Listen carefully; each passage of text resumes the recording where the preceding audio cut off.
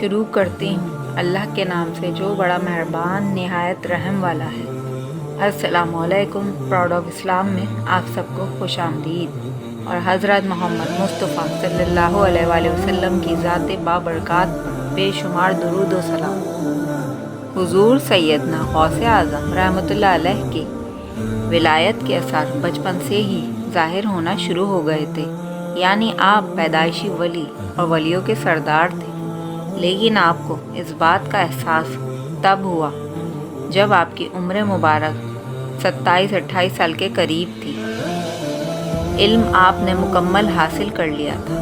اتنی کم عمر میں اللہ تعالیٰ نے آپ کو وہ مرتبہ و شان عطا کیا کہ بہت سے بڑے بڑے عالم آپ کو دیکھ کر رشک کرتے اور کچھ حسد کرتے تھے۔ ایک بار حضرت شیخ عبد القادر جیلانی رحمۃ اللہ علیہ حج کے لیے روانہ ہوئے۔ جب آپ ایک مقام کے قریب پہنچے تو آپ کی ملاقات شیخ عدی بن مسافر رحمۃ اللہ علیہ سے ہوئی۔ شیخ عدی رحمۃ اللہ علیہ بھی اس وقت جوانی کی منزلوں سے گزر رہے تھے۔ شیخ عدی رحمۃ اللہ علیہ نے حضور سیدنا غوث اعظم رحمۃ اللہ علیہ سے پوچھا کہ آپ کہاں جا رہے ہیں؟ غوث پاک نے فرمایا، اللہ تعالیٰ کے گھر حاضری دینے کا ارادہ ہے۔ حضرت شیخ عدی رحمۃ اللہ علیہ نے فرمایا، اس مبارک سفر میں میرا اور آپ کا ساتھ ممکن ہو سکتا ہے، یعنی میں آپ کے ساتھ شامل ہو سکتا ہوں؟ تو آپ رحمۃ اللہ علیہ نے فرمایا، کیوں نہیں؟ آپ دونوں ایک ساتھ سفر پر روانہ ہوئے۔ اس وقت پیدل سفر کیا جاتا تھا یا پھر اونٹوں پر۔ ایک دن ایسا ہوا کہ سفر آپ کا جاری تھا اور آپ ابھی تک کعبہ شریف کی طرف نہیں پہنچے تھے۔ اب اسی سفر کے دوران آپ کی ملاقات ایک نقاب پوش حبشی لڑکی سے ہوئی، یعنی جس نے پردہ کیا ہوا تھا۔ وہ بہت لاغر سی حالت میں معلوم ہوتی تھی، تو اس نے غوث پاک رحمۃ اللہ علیہ کی طرف دیکھا اور شکایت بھرے لہجے میں کہنے لگی کہ آج آپ نے مجھے بہت تھکا دیا۔ یہ سن کر آپ کو بہت حیرانی ہوئی کہ کس طرح؟ تو وہ لڑکی کہنے لگی کہ ابھی میں بلاد حبشہ میں تھی کہ مجھے اس وقت مشاہدہ ہوا کہ اللہ تعالیٰ نے آپ کے دل پر تجلی کی ہے، یعنی آپ کے دل میں نور اترا ہے اور آپ پر اپنے اس فضل و کرم کی بارش کی جو اس زمانے میں کسی دوسرے پر نہیں کی گئی۔ اس لیے میرا دل چاہا کہ میں آپ سے ملاقات کروں۔ میں آپ سے ملنے کے لیے اتنی دور سے سفر کر کے آئی ہوں۔ میں نے دیکھ لیا کہ اللہ تعالیٰ کی خاص رحمت آپ پر برس رہی ہے اور آپ وہ ہیں جن سے اللہ تعالیٰ بے پناہ محبت کرتے ہیں۔ آپ رحمۃ اللہ علیہ نے غور سے اس لڑکی کی بات سنی، مگر ان کے چہرے پر کوئی غرور کے آثار نمایاں نہیں ہوئے۔ پھر وہ کہنے لگی کہ میرا ارادہ ہے کہ آپ مجھے اگر اجازت دیں تو میں آپ دونوں صاحبوں کے ساتھ رہوں۔ آج پورا دن آپ کے ساتھ گزار کر آپ لوگوں کے ساتھ ہی روزہ افطار کروں۔ حضور غوث پاک رحمۃ اللہ علیہ اور شیخ عدی رحمۃ اللہ علیہ نے یک زبان ہو کر فرمایا، بے شک، کیوں نہیں۔ حضور غوث اعظم رحمۃ اللہ علیہ اور شیخ عدی رحمۃ اللہ علیہ ایک طرف اور وہ لڑکی ایک طرف چلی گئی۔ آپ لوگ پورے دن عبادت کرتے رہے اور وہاں پر قیام کیا۔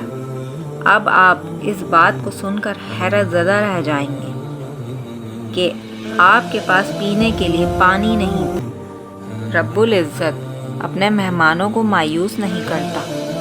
افطار کا وقت قریب آیا تو تینوں حضرات ایک مقام پر جمع ہو گئے۔ حضرت شیخ عبد القادر جیلانی رحمۃ اللہ علیہ اور شیخ عدی رحمۃ اللہ علیہ اس بات پر حیران تھے کہ وہاں افطار کا کوئی سامان موجود نہیں تھا اور وہ حبشی لڑکی نہایت اطمینان کے ساتھ ان کے سامنے بیٹھی تھی۔ ابھی وہ دونوں حضرات یہ سوچ ہی رہے تھے کہ ایک بڑا سا تھال آسمان سے اترا۔ اس تھال کو دیکھ کر اس حبشی لڑکی نے بڑے پرمسرت لہجے میں کہا کہ اللہ تعالیٰ کا لاکھ لاکھ شکر ادا ہے کہ اس نے میری اور آپ دونوں کی افطاری کا بندوبست کر دیا ہے۔ وہ لڑکی کہنے لگی کہ میرے لیے ہر رات 2 روٹیاں آسمان سے اترا کرتی تھیں، لیکن آج اس کی مہربانی کہ 6 روٹیاں بھیجی گئی ہیں۔ اس کے بعد وہ غوث پاک رحمۃ اللہ علیہ کی طرف دیکھ کر مسکرائی کہ یقیناً آپ کو اس بات کا علم ہو گیا ہوگا کہ اللہ تعالیٰ نے آج 6 روٹیاں کیوں بھیجی ہیں۔ پھر اس لڑکی نے کہا کہ میں آپ کو آج ایک واقعہ سناتی ہوں کہ جب میں چھوٹی سی تھی تب سے ہی اللہ تعالیٰ کی طرف سے میرے لیے آسمان سے کھانا اتارا جا رہا ہے۔ میں دعا کرتی ہوں اور اللہ تعالیٰ 2 روٹیاں میرے لیے آسمان سے اتار دیتے ہیں۔ کسی کو اس بات پر یقینی نہیں ہے، لیکن آپ جو کہ خود بہت ہی ہے، میں آپ کی اس بات پر یقین رکھتا ہوں۔ جو آپ کو کھانا کھلا سکتا ہے وہ آپ کی دعا سے مہمانوں کو بھی کھلا سکتا ہے۔ اس کے بعد اگر پانی کی ضرورت بھی پڑی تو وہ بھی آسمان سے ہی اتر آئے گا۔ اس کے بعد تینوں لوگوں نے روزہ افطار کیا اور پھر پانی بھی آسمان سے اتر آیا۔ غوث پاک رحمۃ اللہ علیہ کا کہنا تھا کہ وہ پانی اپنی لذت اور ذائقے میں دنیا کے پانی سے بہت مختلف تھا۔ اتنا میٹھا وہ پانی تھا کہ دل چاہتا تھا وہ پانی پیے جائیں، لیکن پھر بھی پیاس نہیں بجھتی تھی۔ پھر وہ لڑکی آپ دونوں سے رخصت لے کر چلی گئی۔ جب وہ لڑکی وہاں سے روانہ ہو گئی تو آپ رحمۃ اللہ علیہ نے اپنے ساتھی ولی کے ساتھ سفر کا پھر سے آغاز کیا۔ اب وہ دونوں مکہ شریف پہنچے اور خانہ کعبہ کا طواف کرنا شروع کیا۔ ابھی آپ وہ طواف کر ہی رہے تھے کہ آپ کے ساتھی حضرت شیخ عدی رحمۃ اللہ علیہ کے دل پر اللہ تعالیٰ کے نور کی بارشیں ہوئیں، اور ایسی بارش ہوئی کہ آپ اس کی تاب نہ لائے۔ حضرت شیخ عدی رحمۃ اللہ علیہ بے ہوش ہو گئے۔ ابھی غوث پاک رحمۃ اللہ علیہ یہ دیکھ ہی رہے تھے کہ کیا پتہ یہ زندہ ہیں یا اس دنیا سے جا چکے ہیں کہ اچانک ان کی نگاہ اس حبشی لڑکی کی طرف گئی تو وہ سوچنے لگے کہ یہ لڑکی یہاں کیسے آ گئی۔ وہ بہت حیران ہوئے۔ پھر وہ لڑکی حضرت شیخ عدی رحمۃ اللہ علیہ کے قریب آئی، بے اختیار کہنے لگی تمہیں وہی زندہ کرے گا جس نے تمہیں مارا ہے۔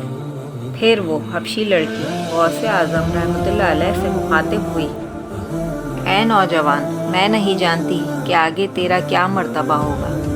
اس وقت تو میری آنکھیں بس اتنا دیکھ رہی ہیں کہ تیرے چاروں طرف ایک نورانی گھیرا ہے اور آسمان تک فرشتوں نے تجھے گھیر رکھا ہے۔ اولیاء کی نگاہیں تیری طرف لگی ہیں اور سب خواہش مند ہیں کہ تجھ سے فیض و برکات حاصل کریں۔ یہ کہہ کر وہ حبشی لڑکی چلی گئی۔ آپ رحمۃ اللہ علیہ سمجھ گئے کہ اللہ تعالیٰ نے سچ میں مجھے ایک مقام عطا کر دیا ہے۔ اس مقام کو اللہ تعالیٰ ہی جانتا ہے۔